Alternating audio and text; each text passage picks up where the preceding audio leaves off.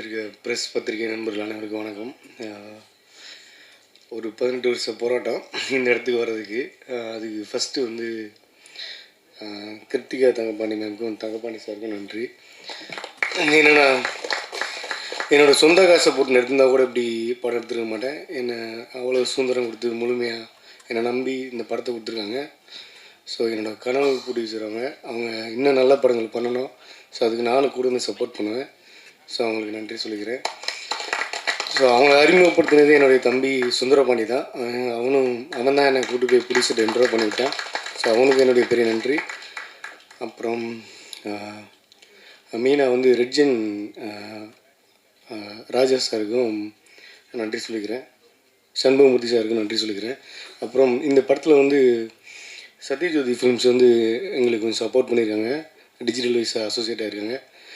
டிஜி தியாகராஜன் சாருக்கும் அர்ஜுன் தியாகராஜன் சாருக்கும் அப்புறம் செந்தில் தியாகராஜன் சாருக்கும் அப்பு சாருக்கும் ரொம்ப நன்றி தெரிவிச்சுக்கிறேன். ஸோ அப்புறம் ஓகே அப்புறம் இது யோகி பாபனாக்கு நன்றி சொல்லிக்கிறேன். ஏன்னா ஒரு 7 வருஷம் 8 வருஷம் நான் சினிமாவில் இல்லை, வெளியே வந்துட்டேன். ஒரு டிரைவராக தான் வண்டி ஓட்டிகிட்டு இருந்தேன். ஒரு நாள் லாக்டவுனில் திடீர்னு அவர் கால் பண்ணார். அவர் யார் நம்பர்னே தெரில. ஏன்னா யோகி பாபு பேசுகிறேன்னாரு. பார்த்தா அவரோட வாழ்க்கையும் என்னோடய வாழ்க்கையும் ஒரே டைம் தான் ஆரம்பித்தது. நான் ராஜபாட்டை படத்தில் அசினேட்டராக ஒர்க் பண்ணிகிட்டு இருந்தேன். அப்போ தான் ஒரு யோகி படத்தில் நடிச்சிட்டு வந்துட்டு இருந்தார். ஸோ அவருக்கு நான் கிளாப் அடிச்சிருக்கேன். ஸோ அந்த ஒரு இதில் அவரோட குரோத் கொஞ்சமாக வளர்ந்தே இருந்துச்சு. நானும் அவர் கூட பேசிகிட்டே இருந்தேன். ரொம்ப பீக் போயிட்டாப்புல. அதுக்கப்புறம் நான் அவர்கிட்ட தொடர்பில் இல்லை, அவர் நம்பரும் என்கிட்ட இல்லை. இப்போ திடீர்னு ஒரு நாள் கால் பண்ணி இந்த மாதிரி என்னடான்னும் போது வண்டி ஓட்டிகிட்டு இருக்கும்போது வாடா எனக்கு ஏதாவது ஒரு கதை சொல்கிறான்னு சொன்னார். ஸோ அப்படி ஆரம்பித்து தான் இன்றைக்கி அர்ஜுன் பேர் 10 3வது படமாக வந்து நிற்கிது. யோகி பாபனாக்கு ரொம்ப நன்றி.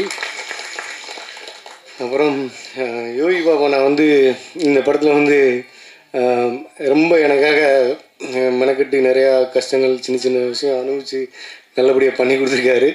அப்புறம் 3வது படம் கொடுத்ததுக்கும் ரொம்ப நன்றிண்ணே. அப்புறம் யோகி பாபனா வந்து அவருக்கு இன்னொரு கதையும் சொன்னோம். படம் ஷூட்டிங் போயிட்டு இருக்கும்போதே அவர் கேட்டார், என்னடா அடுத்து ஒரு கதை சொல்கிறேன்னாரு. அப்புறம் சொல்லுவோண்ணே என்ன சொல்லும் போது பார்த்தோன்னா அவர் ஒரு நல்ல ஒரு லக்ஸரி கார் ஒன்று அண்ணன் வாங்கியிருந்தார். வாங்கிட்டு வந்துட்டு டேய் புது கார்லாம் இப்படி ஏமாற்ற மாட்டேன் என்னடாண்டாரு. அண்ணே அடுத்து நம்ம பார்ட் 1 ஒன்று பண்ணுறோண்ணே, அது புது காரை வச்சு தானேண்ணே. டேய் நாளைக்கு காலையிலேயே வாடா, என் வண்டியை செக் பண்ணுறா, ஓட்டி பாரா, டாக்குமெண்ட் எல்லாம் கரெக்டாக இருக்கா போகிறாண்டாரு. அப்புறம் அவருக்கு ஒரு அனுபவம் இருந்தது, அதையும் சொல்லியிருந்தார். ஸோ அந்த மாதிரி தான் ஆரம்பிச்சிது. ரொம்ப நன்றி நான் யோகி பாபனே. அப்புறம் காளி வெங்கடனாக்கு நான் ரொம்ப நன்றி சொல்லிக்கிறேன். ஏன்னா அவர் இந்த கதையில் ஃபஸ்ட்டு இந்த கதை சொன்னது சமுத்திரகணி சாருக்கு தான். அவர் ஒரு சூழ்நிலையில் பண்ண முடியாமல் போயிடுச்சு. அப்புறம் காளி வெங்கடனார் தான் இல்லைன்னு நான் என்னை கூட்டு போய் அறிமுகப்படுத்தினார். ஹீரோவாக அவர் பண்ணுறதுக்கு தான் அந்த கதையை சொன்னோம். அப்புறம் ஒரு இடத்துல அவரை கேரண்டர் இந்த படத்தில் இந்த நம்ம மொத்தம் நீங்கள் என்ன வேணால் லோன் வாங்கிக்கிங்க, அந்த கேரண்டி கையெழுத்து போட்ட ஒரு ஆள் ஒரு முகம் உங்களுக்கு தெரிஞ்சுன்னா அது காளி வெங்கடன் நம்ம உங்களுக்கு எல்லா பேருக்கும் ஞாபகம் வந்துடும். அந்த கேரண்டி கையெழுத்து பொருள் அவ்வளோ என்னென்ன பிரச்சனை இருக்குன்னு சொல்லி அண்ணன் அழகாக பண்ணியிருக்காங்க. ஸோ எனக்கு சிறப்பாக பண்ணி கொடுத்துருக்கேன். அவருக்கு என்னுடைய நன்றி தெரிவிச்சுக்கிறேன்.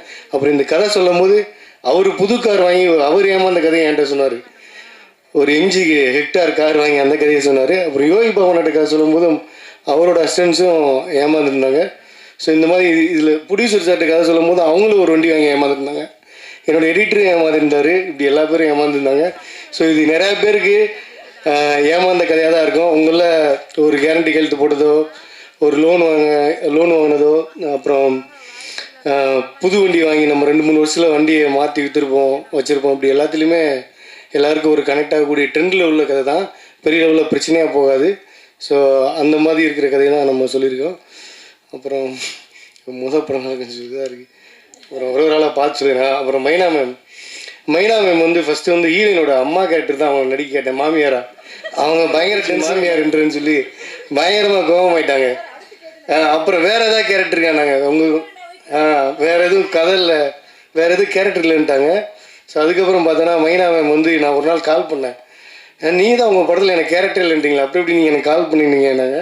இல்லை மேம் கொஞ்சம் வயசு எங்கே இருக்க ஒரு வட்டிக்காரம்மா கேரக்டரு நீங்கள் போனீங்கன்னா நல்லாயிருக்கு மேம் வந்து பண்ணி கொடுத்தாங்க.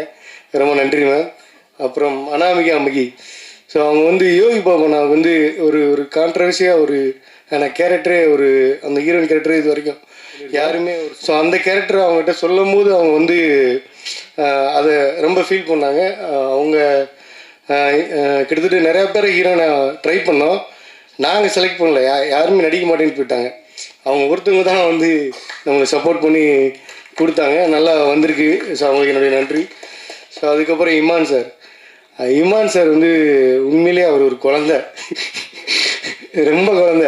ஒன்றே ஒன்று தான் சார், ஒரு சின்ன ஹெல்ப் சார்னு சொல்லுங்கன்றாருன்னா முடிஞ்சு, அவ்வளோதான். அவர் வேலை பார்த்துக்கிட்டே இருப்பார், நான் போயிட்டே இருப்பேன். நிறையா இயக்குநர்களை நிறைய ஹீரோ வளர்த்துட்ருக்கீங்க சார். இந்த படத்தில் வந்து யோகி பாபா நான் வந்து அவரே சொல்லுவார், நான் காமெடியன் தான், கதையின் நாயன் தாண்டு. ஆனால் இதில் வந்து இமான் சார் வந்து நான் எடுத்த படத்தை வந்து அவர் ஹீரோவாகவே அவரோட பிஜிஎம்மில் மிரட்டி நிப்பாட்டிருக்காப்புல. அந்தளவுக்கு இமான் சாரோட ஒர்க்கு பல மடங்கு நல்லபடியாக பண்ணி கொடுத்துருக்காரு. ரொம்ப நன்றிங்க சார், தேங்க்யூ சார். அப்புறம் கார்த்திக் நேதா வந்து அவர் ஒரு 15-16 வருஷம் நண்பர் தான். நானும் வரும் லெனின் அண்ணா மூலியமாக இந்த படத்தில் பேசி பாட்டு எழுதணும். எழுதிட்டு இருக்கும்போது ஒரு நாள் நான் கேட்டேன், நண்பா என்ன உங்களுக்கு தெரியுமா நண்பாண்ணே? எனக்கு தெரியாதுன்றாரு. நான் உங்கள் நண்பர் தான்டே. ஏன் நண்பரா நீங்கள்? எனக்கு தெரியவே இல்லைன்னு. இல்லை அப்போ ஒரு டைம் நண்பா, அவன் நண்பர்கள் 2 பேருமே அவன் மறந்துடுவோம் அந்த மாதிரின்னு சொல்லபடியும். அப்புறம் இந்த கதையை சொல்லபடிக்கு ரொம்ப இன்ட்ரெஸ்ட் ஆகி நல்லா பாட்டு எழுதி கொடுத்தாரு. ஸோ அப்புறம் மதன் அண்ணாவும் நானும் மோட்டார் துள்ளு தான் ஒரே இதாக இருந்திருக்கோம். ஸோ அவர் கதை சொன்னோன்னே நல்லா இருக்கு தம்பி பண்ணிக்கலான்ட்டாரு. ரமேஷ் அண்ணாவும் இந்த படம் அவருக்கு ஒரு நல்ல கேரக்டராக பேசப்படும் நம்பி இருக்கலாம். அப்புறம் மாமியார் கேரக்டர் பண்ண சௌந்தர்யா மேம் வந்து அதான் அவங்க சொன்ன மாதிரி ஷூட்டிங்க்கு 2 நாளைக்கு முன்னாடி தான் வந்தாங்க.